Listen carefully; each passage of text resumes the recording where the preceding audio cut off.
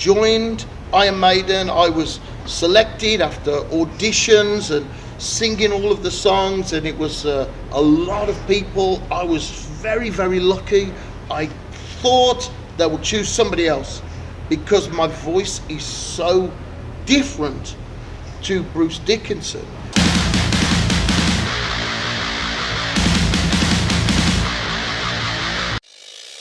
Fala galera, estamos de volta com mais um Sonoridades e hoje vocês vão conferir o TBT, um TBT mais do que especial que a gente gravou aí de uma entrevista com BLAZE Bayley, numa dessas passagens do astro pelo Brasil.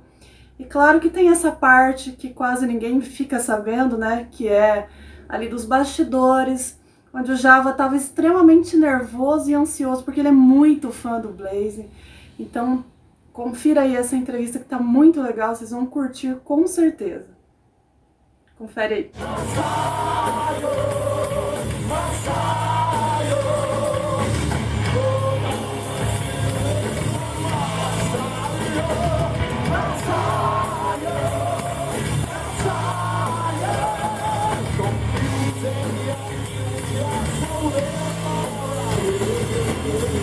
E aí galera do Sonoridades, bem-vindo a mais um episódio.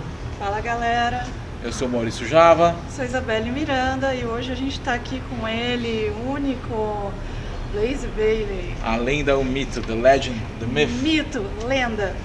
Bom, a gente vai fazer entrevista em inglês, vocês vão ver as legendas aí, então curtam bastante, compartilhem, não esqueçam de dar like e de se inscrever, beleza? So Blaze, the first question is a little obvious, but you're back in Brazil, so how the tours are going so far? It's wonderful to return to Brazil. It's one of the places I feel was so important when I joined Iron Maiden. Brazil, as a young man, was a place that you never imagined that you could go to. You see Rock in Rio, Iron Maiden, and I was working in a hotel as a cleaner at that time, and you think, oh wow man, I loved heavy metal, and you think, oh. And then to come to Brazil, being in Iron Maiden and play my first ever stadium concert was incredible, mind-blowing.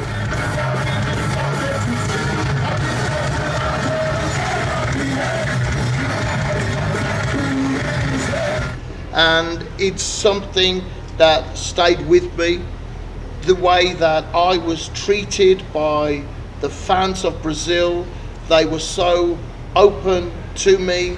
They took me into their heart and gave me a chance as the new singer. And since that time, Brazil has been in my heart, and the wonderful, incredible support I've had from my fans in Brazil. So to do my set list, the anniversary of joining Iron Maiden is something really positive.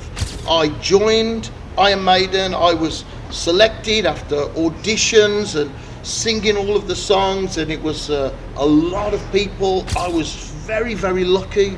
I thought they would choose somebody else because my voice is so different to Bruce Dickinson, but they chose me maybe because I was different, and we started writing the X Factor together, and we did Virtual 11.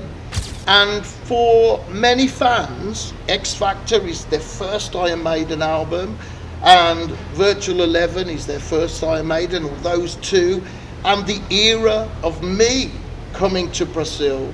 For a few fans, that's the important era.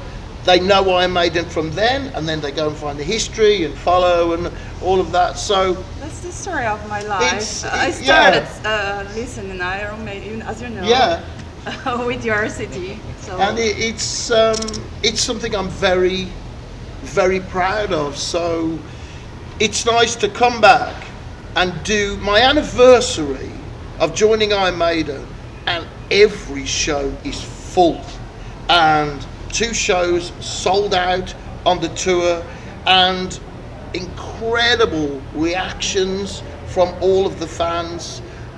And my voice now, compared to when I recorded those albums, has developed and grown. So now I sing those old songs, 20 years old. Those old songs have a new and different interpretation because they come to life in a different way with the experience of a man and the way I have lived. That is in my voice, and I can interpret those songs in a different way. So that young man there singing the X Factor in that studio in Essex, I did the best that I could. Now it's better because I'm better, and it's a different feeling. It's a much deeper, more emotional feeling when I sing those old songs. It's great. And is there any song in particular that you said that you're better now, you're singing better now, you have a different interpretation? Is there a particular song that you like the most? I think one that every night now on this tour, on the anniversary set list that is in there, is Como Estas Amigos.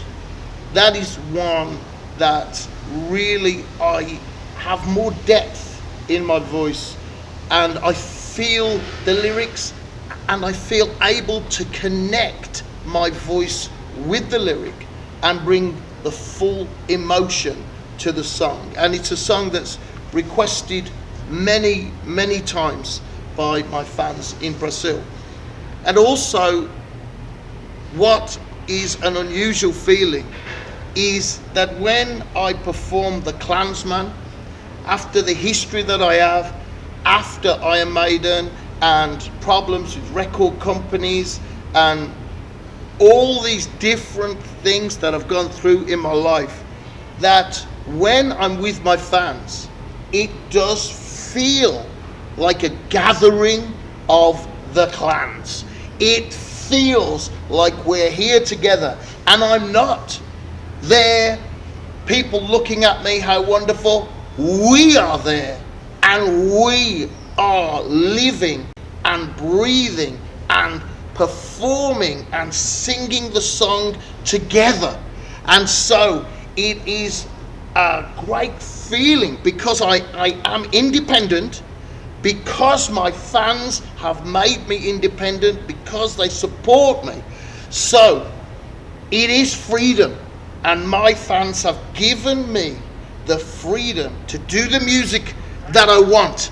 And so it is wonderful. It is an incredible feeling to go, I am the Klansman.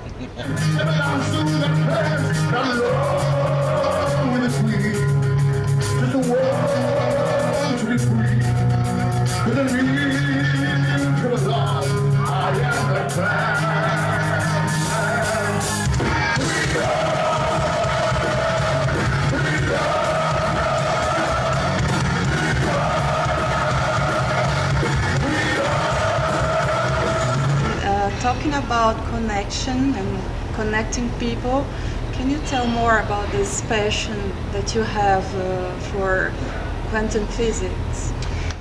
My greatest work is my trilogy. It's called Infinite Entanglement, and it is 3 albums that tell one story about a man who does not know if he is human. It's a science fiction story, and in Newtonian physics, where everything revolves, the earth revolves around the sun, the universe is a machine, everything can be described easily, there is no room for spirit in that. In quantum physics, everything is connected. Everything is a part of everything else, and everything interacts with everything else. And so my story is called Infinite Entanglement, and the infinite part is the universe, and the entanglement is 2 electrons that are entangled always know instantaneously at any distance across the universe what the other one is doing, what position the other one is in.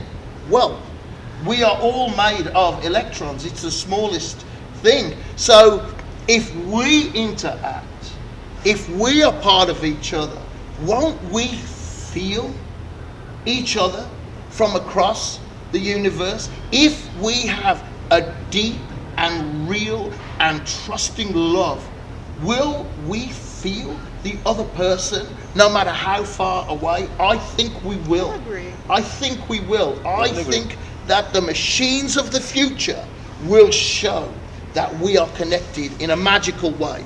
And so my album tells the story of a man who does not know if he is human, and the woman that he loves, and the love that they share but cannot realize because he feels she has betrayed him.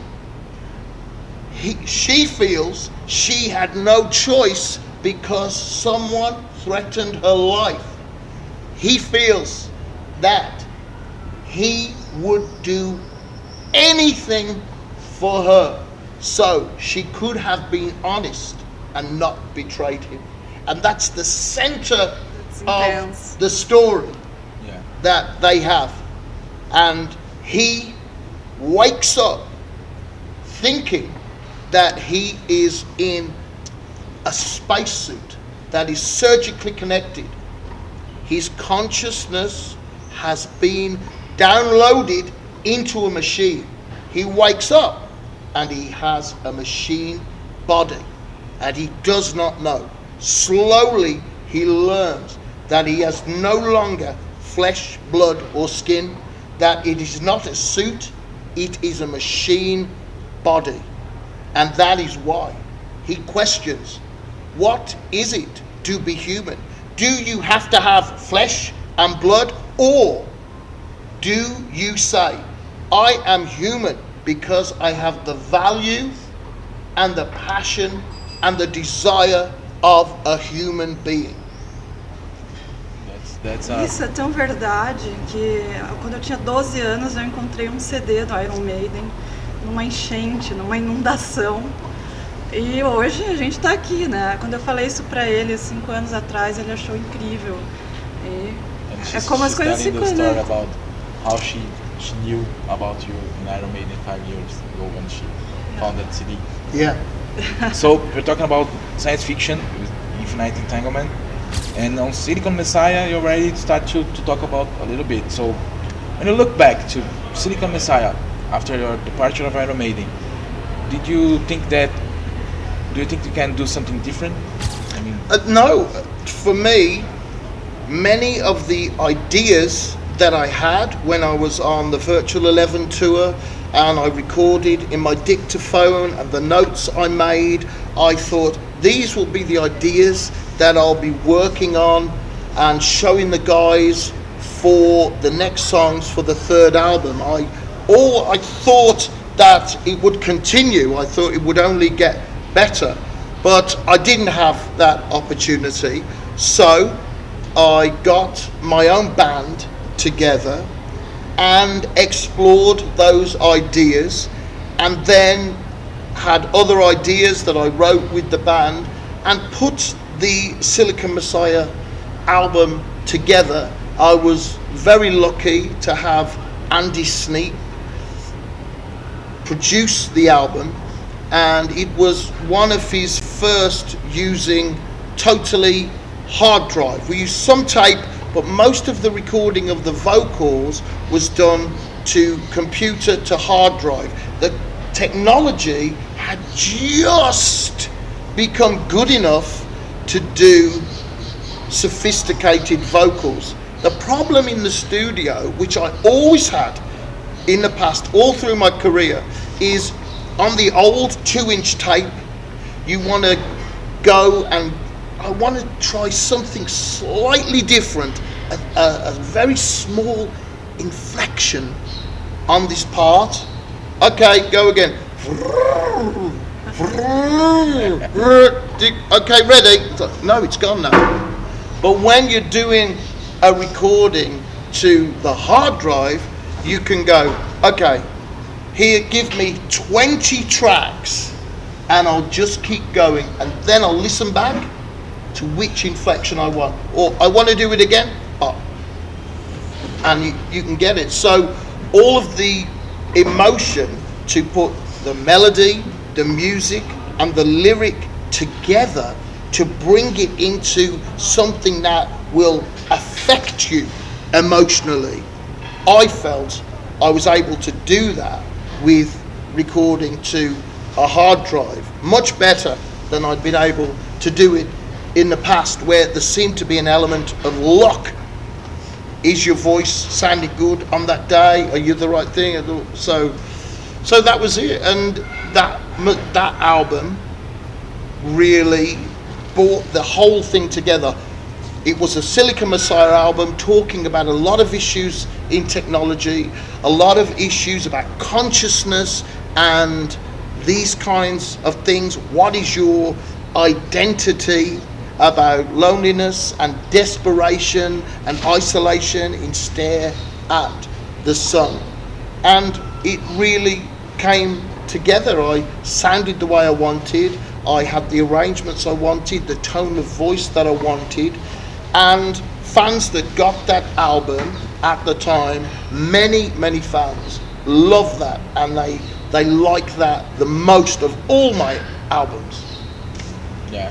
So we just knew that the show tonight is sold out here in São Paulo. How do you see this? I'm very lucky. I'm very lucky to have wonderful fans, and many fans travel from all over Brazil to see me. So I'm very lucky. And the tour has gone very well. It's the last night of the tour. Actually, I'm all very the shows excited. was Everything, really, yeah, like everything has been or... full, and we had 2 sold out shows. So it's been a fantastic. It's my best tour for attendance of any that I've done in my solo career of Brazil. So I'm very lucky to have so many wonderful fans. And I've heard that this is the last time they're maybe playing some songs of Iron Maiden that you recorded. Yes, it's an anniversary to say to fans that I've met who say to me, the last time I seen you was in Iron Maiden. It's 20 years ago. So you can imagine, it happens to me so much. And I go, well, I've done 11 albums. I've been going for 20 years. I came to Brazil almost every time. I toured everywhere. Why haven't you seen me? It's a mystery to me. So I thought, here's the opportunity. I've got time. I'm going to do a celebration, and I'll say, look, I'm doing all my songs. I'm doing songs only from X Factor and Virtual 11. Just my Iron Maiden songs, so this is the time to come and see me. Yeah. But why could it be the last time that you sing Sign of the Cross? It might be. You told me that could be the last time. It time. might be the last time. After this tour and these festivals next year, I'll never do another full set of Maiden songs on tour, because I have 11 albums, and many of my fans say to me, I already heard those songs, I want to hear the original material from BLAZE Bayley, from Entanglement, from Silicon Messiah, 10th Dimension, and Blood and Belief. So, and I have Man Who Would Not Die, many albums. So a lot of my fans that have followed me from the beginning, they don't care about those songs. So those Iron Maiden songs. So I wanted to take this time to go, okay, now it's a way to say thank you to the past, to say this is a part of me, and it always will be. There'll always be something from my past with Iron Maiden in my set list, but you're not going to hear a full set again, and it may be the last time I perform Sign of the Cross. And you're playing Virus live also. Virus, it's my own arrangement of Virus. I took what we had on Best of the Beast and then I interpreted in my own way what I felt the emotion of that was. So it's a slightly different arrangement, and it's something that I enjoy doing because I'm an underground artist. I'm not in the mainstream media. My fans support me, and Virus is about the people that say it's impossible, that you're no good, that small things are not important, that the little things are not important. Well, for me, to sign something for my fan at the show is important. And I say to my fans, I had this dream, which as a young man from Birmingham, working in a hotel at night, listening to heavy metal, cleaning up puke and hoovering a hotel, it may seem impossible. And people said to me, I said, I want to be a rock singer. I'm gonna be a rock singer. And they said, you never do it. It's impossible. You can't do that. It's impossible. Well, here I am. I'm living my dream. So for me to sing that song, it goes to all those people who said it's impossible to do it. Then I say, yeah, you are the virus. Those people aren't important. Small things are important in my life. It's very important to celebrate small things. To meet my fan and someone that I met last year, and they bring a photo and we laugh about things that we did. To celebrate small things, small achievements. Don't listen to people that say, oh, you only played to 7 people. Well, that was 7 very important people to me. Now I play to 700, 7,000. I play big festivals. So each of those festivals is one person. And that's important to me. It's important when I finish an album, when the first reviews on my Infinite Entanglement trilogy, no album went to any magazine or newspaper or press or journalist. The first people to listen to the Infinite Entanglement album were my fans. And it was their review that was first on my website. And that is what is important. And I asked my fans on the next one, I said, look, do you think it's okay if I send the album to the journalist first so that people know about it? Yeah, it's okay.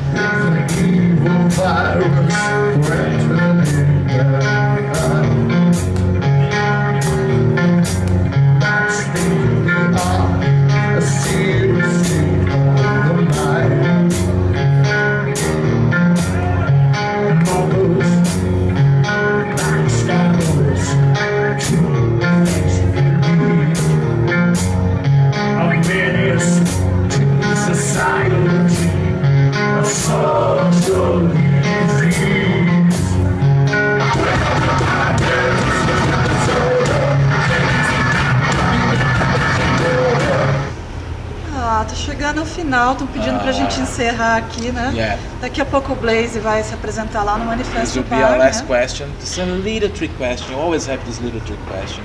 So you already know what's next for Blaze Bayley, but how Blaze Bayley as an artist sees Blaze Bayley as a person, and vice versa? Well, that's very difficult, you know, because of the frailty and the vulnerability of being a vocalist and being a singer. I don't know what's around the corner. Nobody does. We don't know what is in the future. There was a little filter, I think it was on Insta, where you could make your face old. And I hate that filter, because why do you think that you're gonna get old? You don't think something could happen? So that means you think, oh, I'm gonna get, no man, live now. Be here in this moment. Forget getting old. Be here. Live right now. Maybe you'll get old if you're lucky, but live right now. So, as a man, I look at Blaze Bayley, the artist, and I go, he seems so tough. He seems like he can keep going. And as Blaze Bayley, the artist, I look at the man and go, it's a struggle. It is nerves. I get nervous before each performance. I try and take care of my voice the best that I can. Will it last on the schedule that I've got? Will I be able to perform at the level that I want to perform for my fans? Because the human voice is so weak and so vulnerable, and anything can happen. So each gig where I have my voice and I'm able to sing well is a triumph. That's nice. Thank you very much, Blaze. Hope to see you soon here in Brazil once again. Thank you for having me on the show. I'll hopefully return to Brazil next year. I would really love to come back and see all my fans again with a completely different set list. Thanks so much. Siga a gente aí nas redes, se inscreva no nosso canal e siga o nosso Instagram. Nosso Instagram. Yeah. E sigam Blaze Bayley também.